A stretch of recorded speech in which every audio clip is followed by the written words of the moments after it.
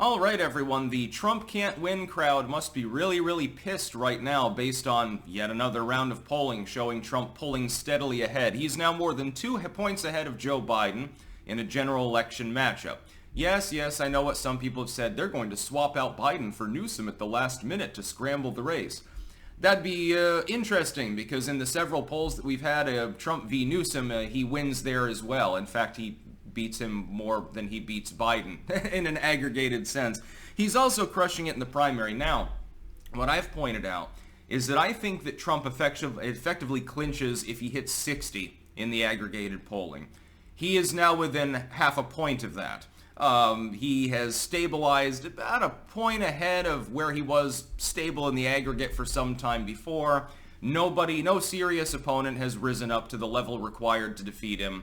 I think this is why Vanderplots didn't immediately endorse Ron DeSantis, because like, I'll wait and see. I don't want to endorse anyone if I'm going to be wrong for the first time in 2 decades, so we'll just wait and see what pans out. Where he's sitting there praying to the God he says that he believes in, that Donald Trump croaks or that he is taken out of the race because the RNC decides he's disqualified because of a felony charge or something like that. But Trump is crushing it. He's operating more like an incumbent than a primary challenger, which is true. He is a former U.S. president. He's the only one in the field that has that experience. He is a de facto incumbent among the Republicans. He's the last Republican sitting president. And so he has a major advantage. One of the major disadvantages that Trump could have is off the table, which is non-incumbency. I mean, this is really going to make it interesting with the 13 keys to the White House analysis. When they do that in the run-up to with Lichtman, when they do that in the run-up to the election like a few months before and announce, hey, here's what the 13 keys says, are they going to end up with an asterisk on it, like a caveat? Well, we're not exactly sure what's going to happen because technically speaking, one of the keys is no longer applicable because you have 2 incumbents running against one another effectively. It'd be very interesting to see the cope when Trump probably wins. If the election were held today, Donald Trump would be reelected. It wouldn't even be close. He would win probably all of the competitive states. In fact, again, I would tell Greg Abbott especially, if you really want to help your buddy Trump that you endorsed the other day, bus a shit ton of migrants to the urban areas of the D.C. suburbs and Richmond and places like that and target Virginia, because quite clearly there has been a major impact on New York and Illinois politics by the flux of migrants in there. Start sending them to Virginia Beach and see what happens. I think you could probably flip the state. When crime soars and homeless people are ignored and veterans are shoved out of their subsidized housing and all sorts of other crazy shit is going on and all of a sudden things are falling flat, when people are under stress, they're less likely to vote for the incumbent. Make it stressful for these people.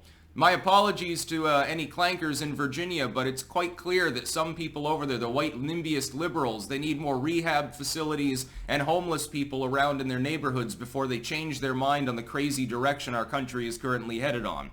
Trump is a very strong candidate. He's also running against a very weak candidate. Biden, this is another thing that flummoxes me when people say, well, he lost to Biden once, clearly he's going to lose again. Biden in 2020 had no incumbent experience. People could judge him based on a Senate track record. People could judge him on the vice presidency, but effectively, what was Biden when he was vice president? He was the court jester. He stayed out of the way and occasionally cracked a joke and was seen as a harmless, unassuming old bumbler, sort of like a George W. with 20 extra years to his name. It's not entirely the case, though. Wars have broken out, and rumors of wars. The border's a mess. The economy's a mess. He's fucked everything up. Joe Biden has had several years to mess up literally everything, with his signature legislation being entirely partisan.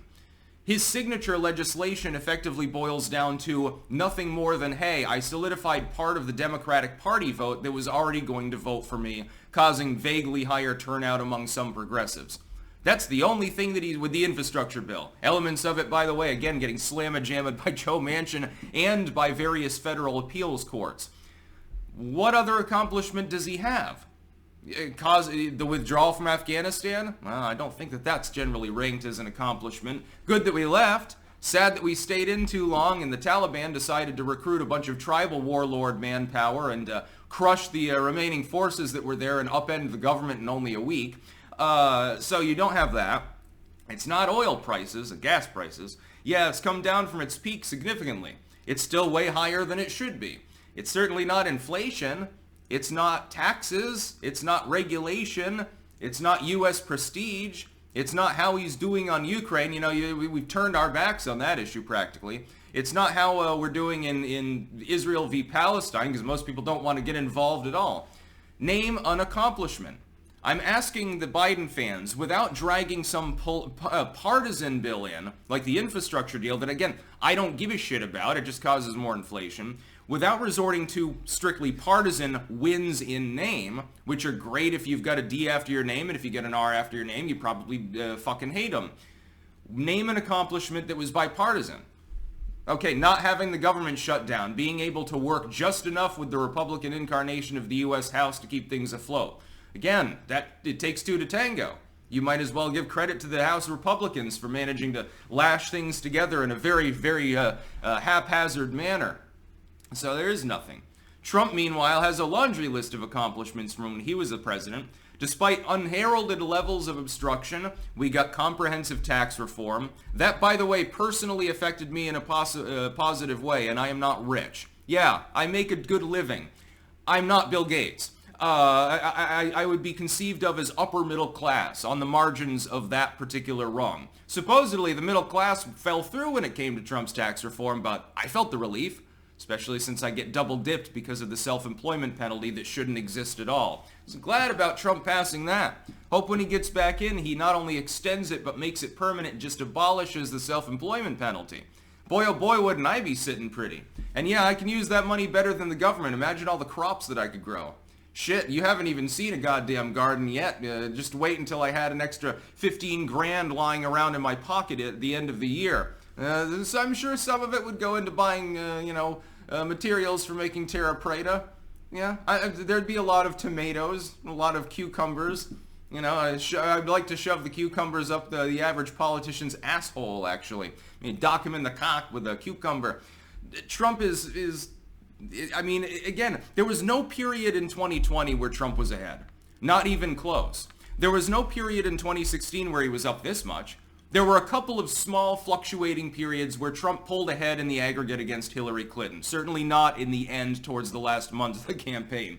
There were a couple of moments he was a point ahead, or thereabouts. He never hit 2.1. He never consistently led. Not by a long shot. And that was 2016 when he won. In 2020, he was stock behind at all times. There were like 2 polls in the whole period that ever showed Trump tied or like a point ahead. He never pulled ahead in the aggregate. At this point in 2020, Trump was 10 points behind in the aggregate. This shows that people are judging Biden based on his track history. They don't like it. And people are judging Trump relatively less. There's also recency bias. People with TDS, some of those people, their TDS wore off. Now they're pissed at Biden because Biden's actually been in there and supposedly was going to fix everything and all these problems Trump caused, and they'll go away magically, and I'll wave a magic wand and everything will be hunky-dory. When they talk about jobs numbers, yeah, job growth's been strong. Well, kind of, depending on how you revise the numbers. Most of the new jobs being created at this point are people taking out second jobs. More productivity is required in order for people to pay for basic necessities. People who are in the lower echelons have to choose between taking out debt or getting a side hustle to buy groceries. Have you seen the goddamn rent prices yet? Shit, I mean, rent here is not exactly cheap in the Netherlands, but God, it's worse in the United States. In small town America. I looked at the rent at places in Rutland. Rutland is not a high-class place. How the fuck is anyone in Rutland? Rutland's a working-class town. How is it possible that people are paying $1,500 fucking dollars a month for a base-level apartment that would be not exactly comfortable with a family of 4? How are they even paying for this? I'm scratching my head like, I mean, with all of the tax and regulatory burden in a state like Vermont, I don't know how they're eating. They must be skipping meals. When I got back, I got sticker shock too. When I got back, I'm like, okay, I'm making it in life. You know, I make a decent living. And And I don't have to worry where my food's coming from, but I'm like, shit, I guess I'm going to have to switch to the generic brand because the name brand of this food is creeping up there, and, I would like to actually save money and not spend every fucking penny to buy the beef hot dogs. It's crazy. No shit, Donald Trump is ahead. MAGA 2024, he's definitely earned my vote, and I hope you all feel the same if you're in the US and eligible to vote. That's about all. Peace out.